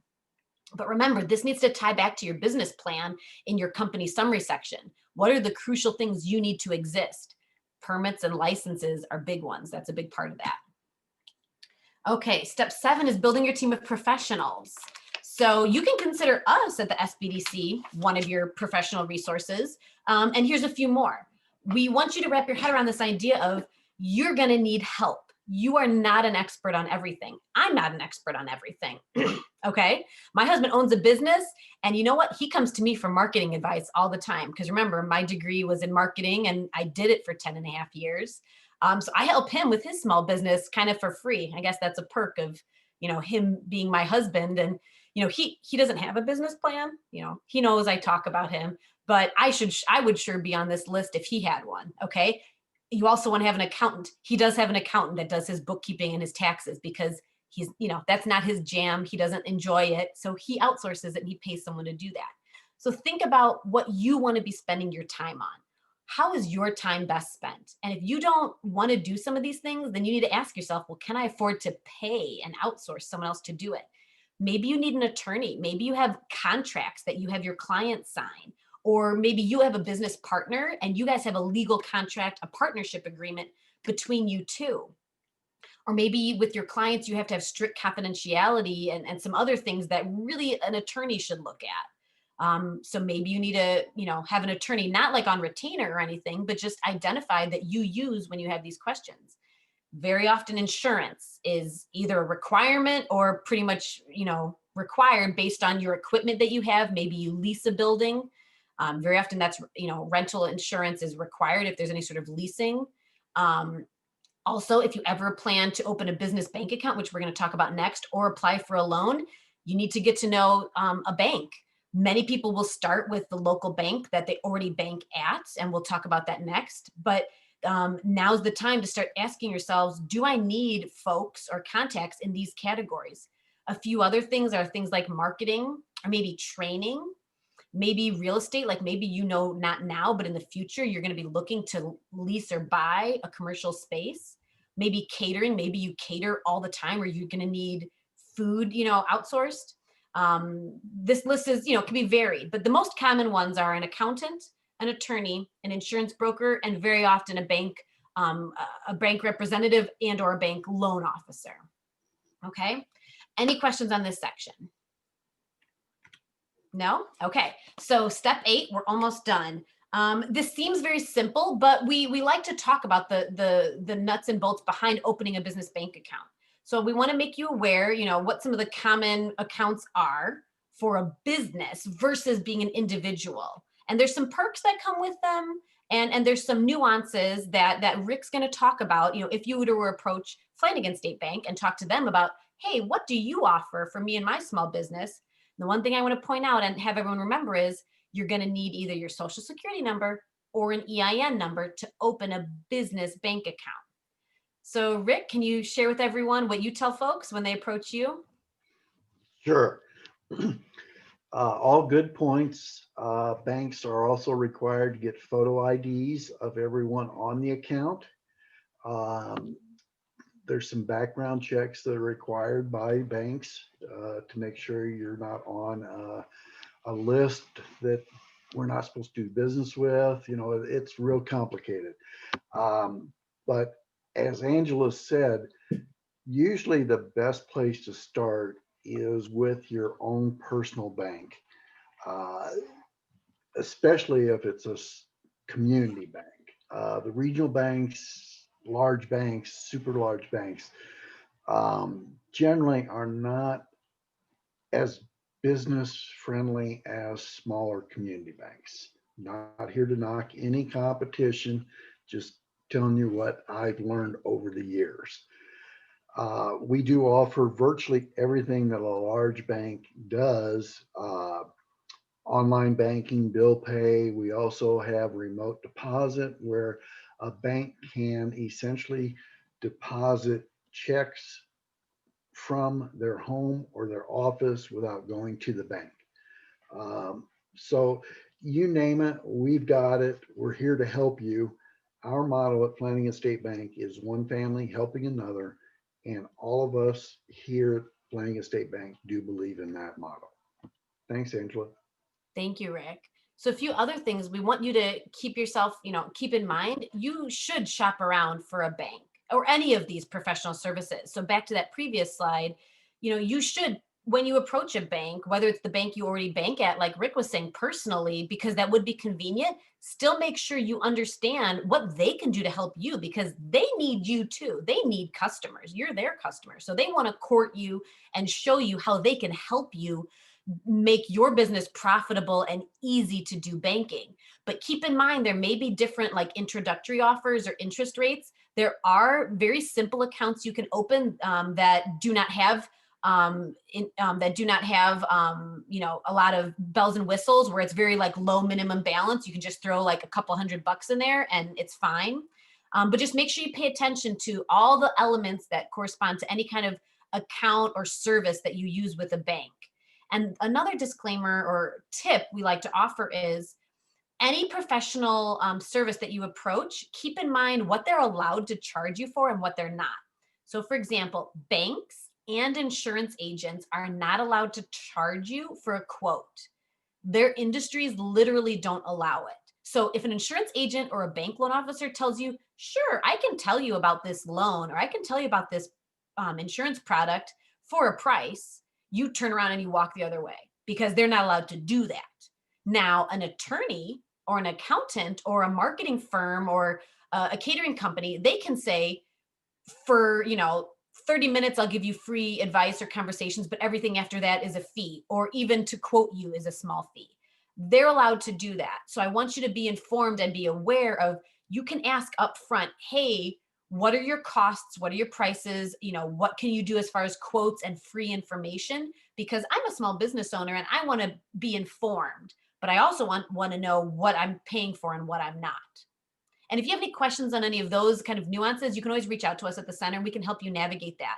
Like I said earlier, we have a very nice list of several banks and attorneys and accountants and CPAs and a variety of other services that we offer to our clients that we personally have vetted. We've met them and we've interacted with them and we've ensured that they are set up to do two things. One, serve small business owners in McLean County, and two, they treat everyone with dignity and respect. And we're not saying that all the other service providers don't, but we've personally had a conversation with them and they understand that as a small business owner, sometimes you're going to ask silly questions or just not know exactly how to talk about something. And we ask them point blank, like, how do you handle that? Like, do you understand sometimes that you have to educate a small business owner before you can sell them something? And they say yes. And those are the resources that we have on our list that we know will take care of you. You're going to have to pay them one way or another, but they take care of you and they understand your needs as a small business owner. So step 9, the last step, like I said, it's not exactly required, but very often it comes up, it becomes necessary because you have something you need to protect. That's what insurance is. We encourage you to evaluate all your risks. What do you need to insure as a business just in case? And these are the tough conversations. Just like a person, as a family member, as a spouse, maybe as a parent, you have to talk about what if something happens to me? My husband and I had this conversation when I got pregnant, right? I have a 4-year-old son, so we had the life insurance conversation. We talked about it. Once we got pregnant, that's when we got life insurance. You know, we should have gotten it before then because life insurance is always a good idea. But you know what? As a couple, we decided that's when the risk was too high not to have it. Think about it the same way for your business. What are the risks and the liabilities that exist because of all the property and assets and things you have, tangible and not tangible, that you need to cover or should cover or want to cover? And so I'm not here to sell you insurance. I did work for an insurance company, but it's just a concept in general. Everyone could do better to learn more and understand about how insurance works. So I encourage you to educate yourself on, if I have to have insurance, you know, what is it going to do for me? Or I have a risk and I want to cover it. So these are some of the common insurance, you know, reasons and policies that you may want to consider. For example, when my husband bought the business, he bought it from his father. Don't worry, he knows I use this example. Him and his business partner bought it off of my father-in-law, right? And now they pay him to buy it off of him every month. But my husband's business partner and his wife and I had the same conversation. Both of us are like, if something happens to our husbands, we want nothing to do with this business. Like, we love them, but if one of them dies, the last thing we want to deal with is now owning half of this business. And like the other business partner is going to have a useless partner because we don't know anything about their machines and the work they do. So we agreed, and for other reasons as well, they got life insurance policies on each other and the business pays for it. And it's a business expense because if something happens to my husband, his business partner will essentially get the funds from that life insurance policy to buy me out. And I'll sell him, and you know, it's all documented, and I'll sell him that half of the business. And then, because I'm grieving the loss of my husband at that point, the last thing I want to worry about is the business now. So think about it in that terms of, gosh, this business is going to exist even if I'm gone. Or not just you, but what if your house goes up in flames and you're working out of your home? Does your homeowner's policy or your renter's policy cover all the inventory you have sitting in that extra bedroom or whatnot, like you think it does? Very often your homeowner's or renter's policy is not what you think it is when it comes to also having a small business out of your home. So talk to your either existing insurance agent or a new one about, hey, I own a business or I'm about to start one. What should I be looking out for? And remember, they can't charge you to quote you and help educate you on the policies and products that they can help you with. And you can just soak up all that information and then make a decision when you're ready. Okay, so here's one bonus slide that I like to talk about because it's 2020 and there's been some laws and some legal changes that as a business owner, this theme is going to keep coming up. And what is it? You are responsible for knowing everything that could impact your business or that your business needs to be responsible for. So we like to highlight any recent changes to the law or otherwise. So if you don't already know, minimum wage is going up. If you haven't heard, Every year it's going up $1. We're basically going to hit $15 in the year 2025. And every year between now and then, it's going up $1 every year. So every January 1, it goes up $1. Now you need to know if your employees qualify as minimum wage or not. And that's a separate conversation that I can help you with. But that's one thing we want to point out. 2, license plate fees were jacked up this year. They went way up. They went up to $151 annually. And also for electric vehicles, they went up to like $248. So if you have a business that has multiple vehicles, or the business owns the vehicle, that could be all of a sudden a big expense that you weren't planning for. Also, we want you to know about a new DCFS reporting requirement, where they are required to make a home visit if and when its hotline receives a call from law enforcement, medical, school worker, or other individuals who are required to report suspected child abuse or mistreatment. So for example, I'm on that list because I work at a university technically where children are present. I'm a required reporter if I have any suspicion or concerns. So you need to know if like you and your business fall into this category, okay? Sexual harassment. There is a new mandate for the state of Illinois that as a business owner, you are required to provide sexual harassment prevention training to all employees, including yourself. So if you're your only employee, you have to do it to yourself. You have to train yourself every year, starting this year. So you've got about 2.5 weeks left in December if you haven't already done it. If you have questions on how to do this, we delivered a webinar last month on the presentation, and I can get you all lined up and send you to their website if you're concerned that you haven't completed this yet. It's something essentially that takes about 2 hours. You have to go over with your employees, and you should also, do this. You should not condone an environment that allows for sexual harassment, of course, throughout the year. But they literally want you to deliver this training every year and have written proof that you delivered it to each of your employees. Okay. Like my husband did it a couple weeks ago for his handful of employees, and he's got everything signed and it's in a file and it's in the filing cabinet at his office. Okay. There's much higher fines for driving violations, for like speeding and school zones and construction zones. Also, we want you to know if you have a public restroom in your business that allows the public to use your restrooms, you are required to have a baby changing station in all restrooms, regardless of gender. So if you have one for male or female, there has to be a baby changing station in both.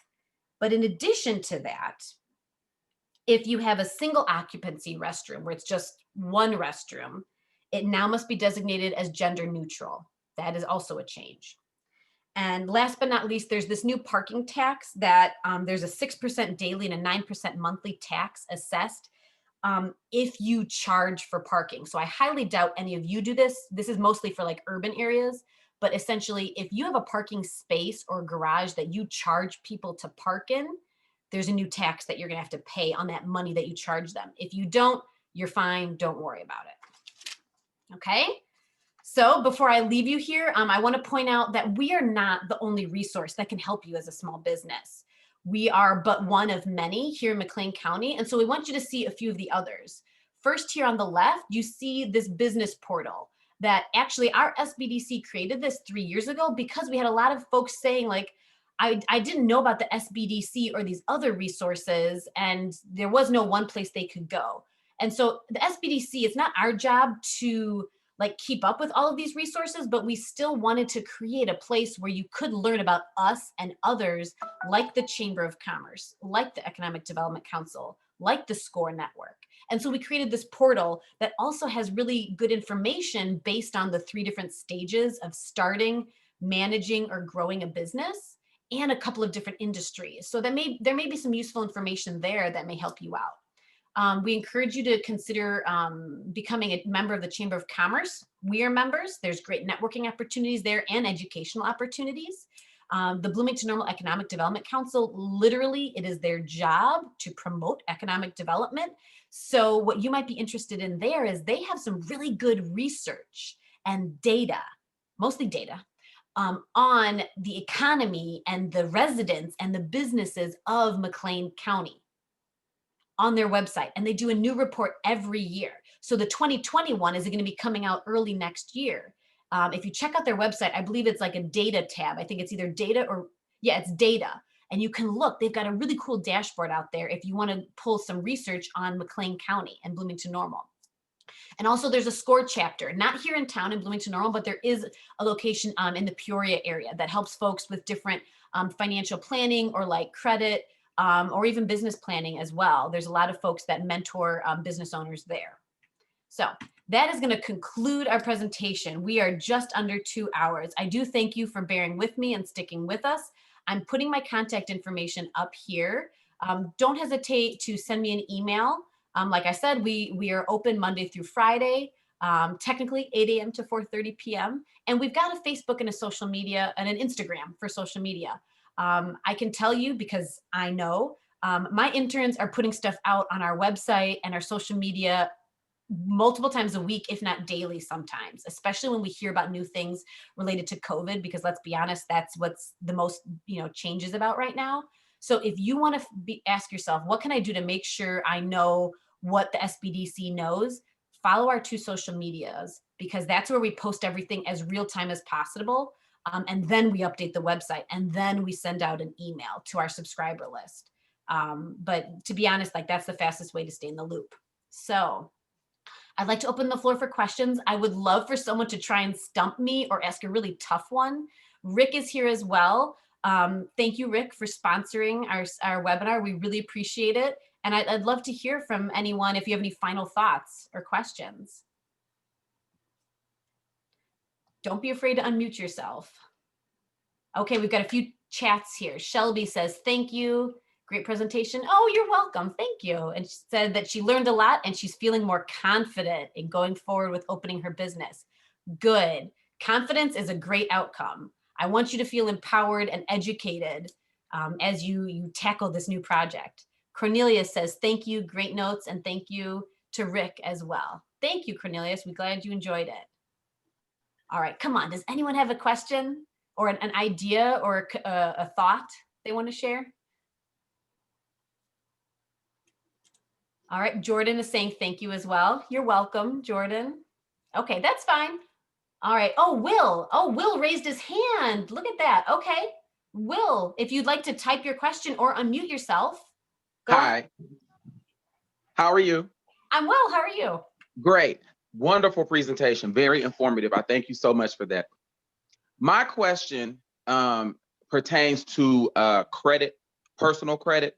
Mhm. I'm a small business owner myself, and one of the hurdles that I am trying to overcome at this point in my business endeavors is my personal credit, because I was told, get business credit, you can use business credit to take your business to the next level, which is true.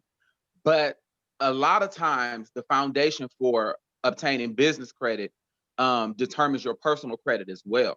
So do you guys offer counseling for building up personal credit? At our SBDC, we specifically don't, but I have a couple of resources in the community in Bloomington Normal that do, that I've personally had a conversation with to make sure that they can help you, especially with that relationship between being an individual and a business owner. And so if you want to shoot me an email, I can send you those 2 resources. I most definitely will. Thank you so much. Wonderful. Rick, I do want to invite you. Do you have any thoughts to add on that from your perspective? No, I think your assistance is going to be the best. The contacts you have, Angela. As a bank, we do look to personal credit history, and we do require good credit history. So if there are any adverse credit out there, those should be taken care of before you get into a business. Yes, and very often it's not something that can be done overnight or even within a few weeks. It takes months. And so to be completely transparent, some SBDCs will, to answer your question. It looks like Vita has the same question. We just don't have a team member at our SBDC that is trained and enough of an expert. So instead of us, let's be honest, bumbling through the process and learning with you on how to manage your credit, we right now kind of are outsourcing it, if you will, to some local experts that are equipped to work with you one-on-one, which is, let's be honest, with credit counseling, it needs to be one-on-one. And we would do you a disservice if we tried to help you based on the team members we have right now. Hopefully in the future, maybe next year, one of our team members either can get trained or we can hire someone that is. And then my answer would be yes. But right now, that's how we'll help you. Awesome. Okay, yes. So it looks like Will and Vita, shoot me an email and then I'll be ready to send you both those resources later today or tomorrow. Okay, good question. See, Yeah. that's totally relevant to being a business owner. All right, anyone else?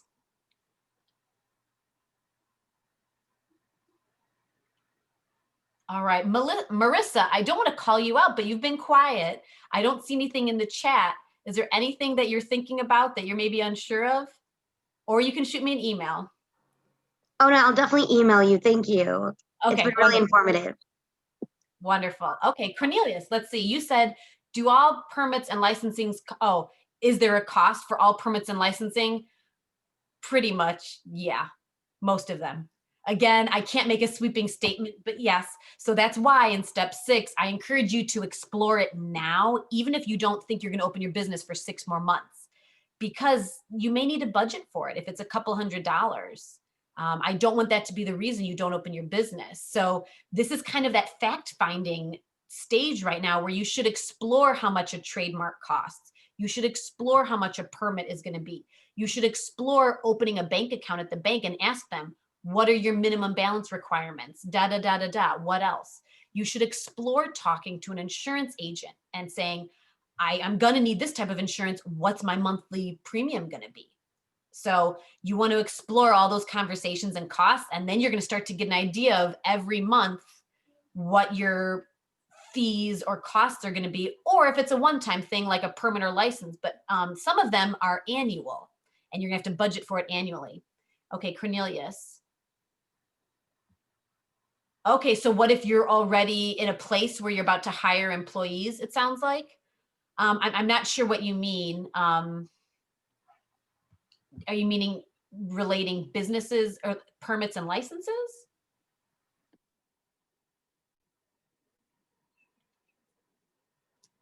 Let's see.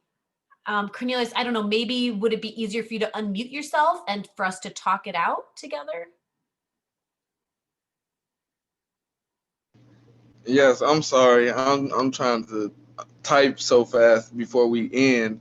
I was just wanting to know, what if I'm already at the stage to where I have my business plan, my business structure, the idea that I already want to hire employees, the amount, the wage, and everything like that. Great.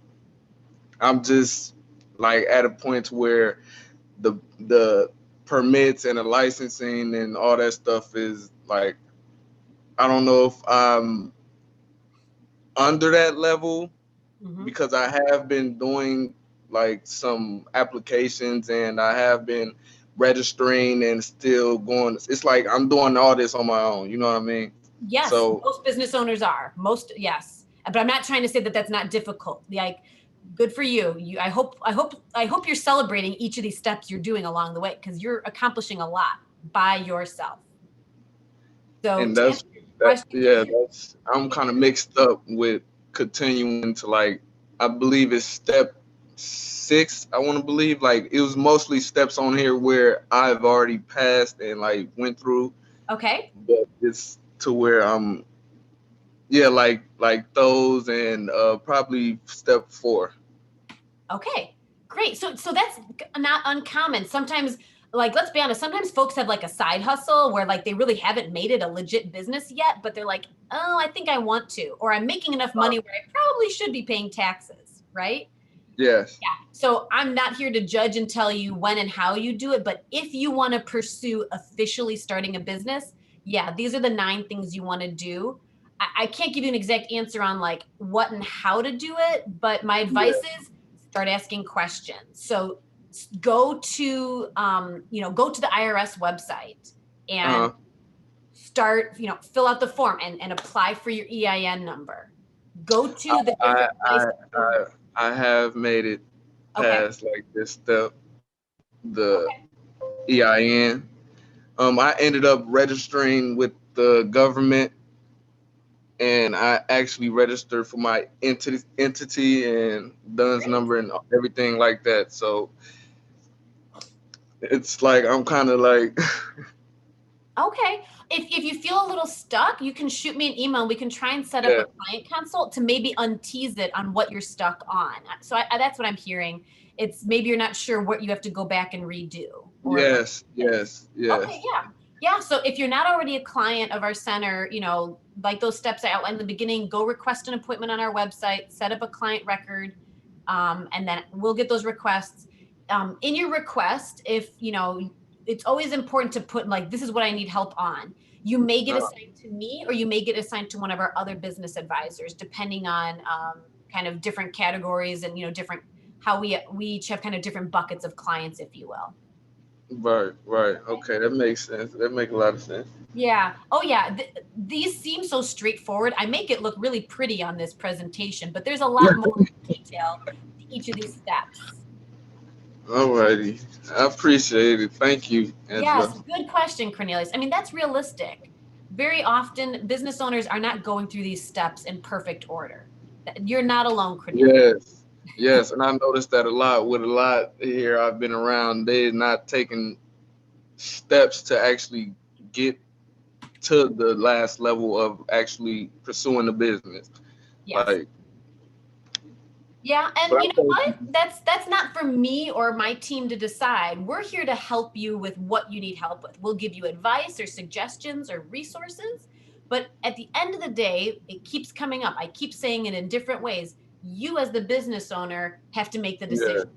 You get to yeah, decide. And when you have questions, we're here. But we're not going to do any of the work for you because that's not sustainable for you. That doesn't help you if we do it for you and you don't understand or know or right, right, maintain those connections, because you're the business owner at the end of the day. If it hits the fan, something goes wrong, you're responsible. And we don't want to put you in a place where you depend on us too much. But we are definitely here to help you find the right resources or websites or links, or you know, help you analyze or kind yes, of ma'am. brainstorm.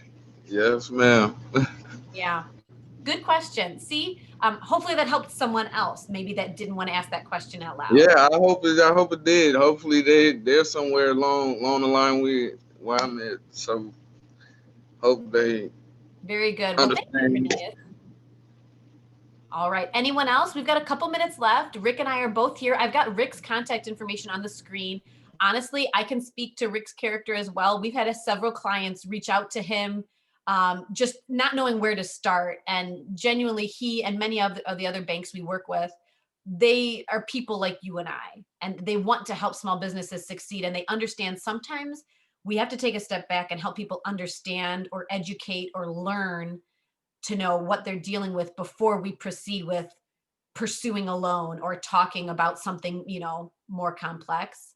And you know, you really will, you will only learn by asking questions. So not just with banks, but I encourage you with any of these professionals to ask questions, not just to say, I need an accountant, can I hire you? But hey, accountant or CPA, I have these questions. I'm nervous about my taxes, or I'm really confused, or I something happened, or I don't want something to happen. Can you help me? And help them see what your needs are and what your questions are. And then you'll also learn about them and how they serve their clients. Same things goes for attorneys, for insurance agents. Like, have questions or needs that you can tell them so that they can immediately start showing you what kind of a professional they are. And you'll get a sense very quickly if you guys are going to get along or not. That's another piece of advice. You know, so maybe some of you may not like my style right now. I tend to be very direct. I tend to add a lot of detail to things. And for some people, that's not their cup of tea. That's okay. So then maybe you would work with one of their other business advisors on our team that you jive with a little bit better. That's okay too. All right, I'm not seeing anything else come through. Oh, Marissa, looks like, yep, Marissa, I'm gonna be sending everyone a copy of the recording in a couple of days. It takes me a couple of days to process it, but I'll send you a copy. You're welcome to view it. It'll be up on our website for a couple of weeks. And again, here's Rick's contact information, and here's my contact information if you have any questions. So I'm gonna close the meeting here in about 30 seconds, but thank you. Thank you, Angela. Thank Thanks, you. Rick. Thank you all.